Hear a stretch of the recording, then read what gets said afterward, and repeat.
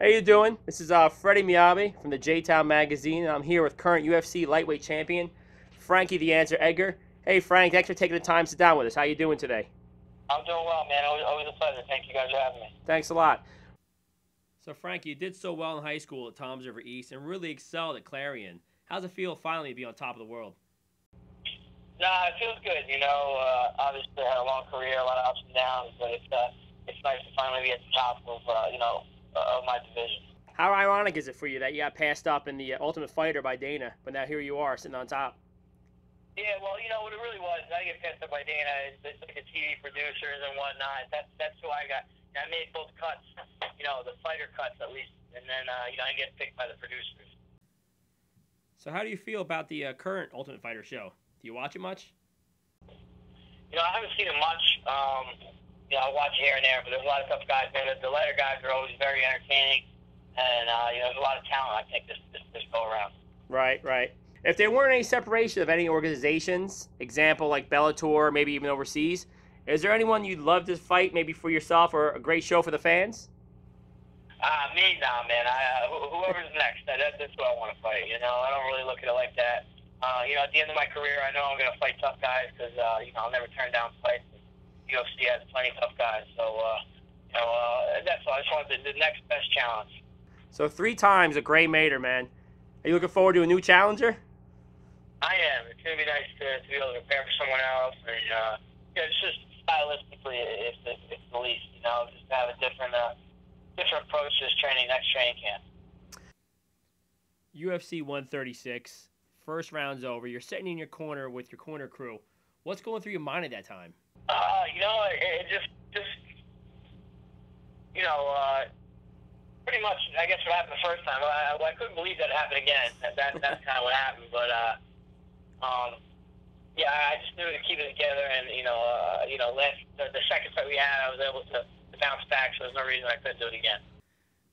What words of advice would you give to high school students or future fighters who want to follow in Frankie Edgar's footsteps? My best advice would be, just have fun with it and, work hard, man. There's no substitute for hard work. There's really no secret to success. It's just about, wanting more than the next guy and being willing to sacrifice the most. That's who's going to get it. So you were a part of MMA Mayhem at Six Flags Great Adventure, sponsored by Jackson PBA and Elite Wrestling. Do you foresee any MMA venues coming locally in this area? I don't know. I know in Atlantic City they have a lot of venues. Ring of Comics is coming back. I think there's a Cage Fury, that's been around for quite some time now. So, at least down there's a pretty strong, community base. Well, talking about some of those local venues, such as Ring of Combat, do you see any promising up-and-coming local fighters that maybe we should keep an eye out for? Yeah, I can just tell you about the guys I train with, and we got some really good kids coming up. Kid Max Ballhanner, he's really tough, 55-pound kid, he's young. Kid Gary trained at Town of Blasting School and Ricardo Almeida School, very good jiu-jitsu guys. So you're gonna see big things out of those guys. I know you train heavily with Chris Ligori, right? Yeah, Chris, of course. He's a mainstay around here. He's been on a couple fight win streak, and he's fighting December 10th at Cage Fury. So that's great. He's an exciting guy from Jersey. Okay, sounds great. So you stayed in the Toms River area. You stayed true to your roots. What keeps you here? I just like it here. I'm comfortable here. I pretty much was raised here. I just wanted to I lived in PA for 5 years for college, but for the most part, this is home. My family's here, so that's why I enjoy it here. So Frankie, you're the UFC lightweight champion. Do you find it more difficult to go out with your family now you've accomplished all these things? It's I grew up here, so I get noticed a little bit, but it's welcome. Not too bad. Okay. Well, going to the local high school wrestling circuit, I know you follow it, being a Toms River East alum. Who looks good to you this year? There's a lot of guys, man. Steve obviously has a bunch of guys at Elite. The high school East, the Toms River South has got a bunch of good guys at Clagan and Corrigan. So, South looks like the team to beat in the shore right now. I don't know. We'll see. I'm a Jackson alum, so I'm going to pull for the Jags. Well, yeah, I know. They're always there, man. I'm talking about, their Jackson's always there to get them. Yeah, I know. You have any picks for any short conference champions right off the top of your head? Yeah, I don't know, man. It's you can never tell in the short conference. It's always tightly contested, you know.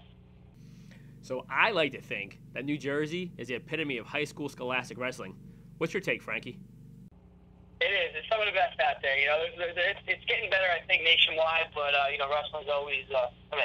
Jersey's always got a lot of depth, a lot of gritty kids. So it's down and out of state. Well, when you're not training and you're home with Renee and the kids, what do you like to do? Yeah, no, I just be home with the kids. You know, as much as I can. I'm kind of boring dude. You know, I train, come home, and show up the family. That's about it.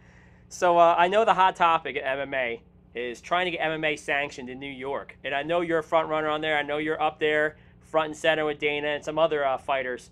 What's your take on that? What steps you making or taking to get that sanctioned? You know, I don't know, man. I would say it was awareness and getting people, knowing what's going on with this, understanding the sport of MMA. But I think there's other, underlying, factors that are involved in not letting it happen. So we'll see. You know, I mean, it's going to happen eventually. I just don't know when. You know, 3 years ago when people were asking about it, I said, "Oh, it's going to happen within a couple of years." And, it's still not here. So I know it'll happen eventually. I'm just not sure when. All right, Frankie, we're going to go off topic for a minute. You know, Michael Jordan used to wear his North Carolina spandex underneath his Chicago Bulls shorts as a sign of superstition right before the games. Is there anything like that you like to do, something you hold on to as a form of superstition before big fights? No, nothing that I'm not superstitious or anything like that. You know, I wash my drawers all the time and wear them over and over. But I'm like the least superstitious guy, probably. Yeah. Okay. All right. So who are the people that you know for a fact you wouldn't be where you are today if it weren't for them? Well, obviously my family. You know, their support. Steve Rivera, he was my first wrestling coach. My high school wrestling coach, Warren Reed, and the people that I'm with today. You know, my team today, cause they definitely brought me to where I am at now. You know, as a present Frankie. So Frankie, we've been following the Frankie Edgar train for quite some time now since your great win over Tyson Griffin, and you've come such a long way. What skills do you feel you've really built upon that you really are proud of? I guess I'd just say the boxing right now because it's just I just got to knock out my last fight, and my stance definitely got a lot better. You know, just coming from a wrestling background, but I work my jiu-jitsu a lot too. So I'm proud of all that. You know, I mean, I just try to improve in all areas all the time. So I haven't got to use my jiu-jitsu as much as I like to, but between my jiu-jitsu and boxing, you know, the steps of improvement I made there have been definitely rewarding. Well, I know you're a very well-rounded fighter. How would you characterize yourself? More of a stand-up fighter, boxer, or a jiu-jitsu guy? You just haven't got a chance to use it yet.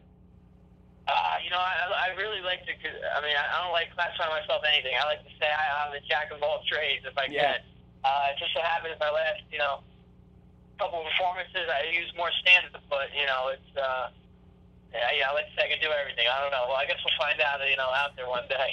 I hear you, man. So I know Dana White has been urging his fighters to give the UFC a more of a personal experience by urging all of you guys to reach out to your fans via social networks such as Facebook and Twitter. So I'm going to ask you a question, Frankie. Is that really you at 2 or 3 o'clock in the morning tweeting retweets about people's birthdays or your training experiences? Yeah, that's me most of the time. I got a little help, but for the most part, that's me, yeah. Yeah, that takes a lot of time, and I'm sure the fans really appreciate it. Yeah, no, it's good, man. Twitter's it's a unique thing, and it's cool, being as rich as I am to be able to stay in touch with my fans. So I appreciate that. So I imagine, Frankie, you followed the UFC since its inception. Would that be correct? Yeah, pretty much. I remember being a kid watching the first couple UFCs for sure. At what point did you say to yourself, and you went there and you went to your parents and went to Renee, hey, I want to be a fighter? What really clicked on for you? It was actually when I graduated college, and it was during that senior year when I knew I was pretty much done with wrestling, and I still wanted to compete, and that this sport was just making its way mainstream and everything. So that's when I chose. I said that's what I want to do. And I still worked for quite a few years after I started training, but before I made the transition to full-time fighting. But that's when I knew I wanted to do it. So your tag name, The Answer, Frankie the Answer Edgar. How did that originate? Came from Chris Ligori, actually. He dubbed me The Answer. So, nothing crazy. Kind of just sounds good with Edgar, I guess. But he dubbed me The Answer. Okay, all right, that sounds good. Well, since, like I said about the early UFC, how do you think you would have fared against that? You know, those guys, there was no weight classes. They would fight 2 or 3 fights a night. Yeah, man, I think I'm a tough dude, so I think I did all right, But, yeah, I mean, that's why Voice was beating all those guys, because he knew something they didn't. You know, if those guys still didn't know the stuff that I know, I'm sure I'd beat them. But, I guess it's probably better off weight classes nowadays. Sure, yeah, the sport's definitely come a long way with guys such as yourself, and of course legends. Matt Hughes, name of one. Do you have anyone off the top of your head who you kind of epitomize in the UFC, past or present? I'll say Henzo Gracie, just because I train alongside him. He's a friend, and he's one of the pioneers of MMA for sure. So Ricardo Almeida stepped away from the UFC limelight, has now focused attention on his students and other fighters. How beneficial is that for you? No, it's great. Ricardo was always there for his guys in his career, but now that he's can solely concentrate on just us and the academy, it makes him a better coach. He's always a phenomenal coach, but people don't realize he's great jiu-jitsu coach, obviously, but he's one of the best MMA coaches out there too. Yeah. Well, I gotta tell you, Frank, you have an exciting weight class, as you already know in UFC. You guys are stacked with Clay Guida and Ben Henderson and Anthony Pettis. Is there anyone, I know we talked about this before, but anyone you're really looking forward to, or any rumors you're possibly hearing as the next person in line? Yeah, I haven't heard anything really. I'm just assuming, Clay Guida, Ben Henderson, the winner of that is going to be possibly #1 contender. But like I said, this weight class is so stacked. There's so many good guys that whoever it is going to be tough. Okay. And when did you know that you hit the big time, that top stage, when you said to yourself, "Wow, this is real"? I don't know. It took a while. It took a couple fights into UFC where, I guess when I beat Sean Shirk, that's when I said, all right, I can do this. And, he was a former world champion himself, so I think that definitely was a confidence boost. So I'm sure you feel great having that monkey off your back that was Gray Maynard. And I heard some things he said to you or about you after the fight, giving you all the props in the world, all the credit in the world. So I imagine after the fights, it's nothing personal. It's still a sport, correct? Yeah. No, you're right. There's no bad blood between me and Gray at all. We're just competing. We want the same thing, and that's that W. But other than that, it's all good. All right. Well, Frankie, listen, I thank you for your time. You're definitely the epitome of Jersey Strong, and can't wait to see you in the UFC and be tracking you from there on. Thanks for your time, champ. All right, brother. Thank you. All right, man. Take care. Bye-bye now.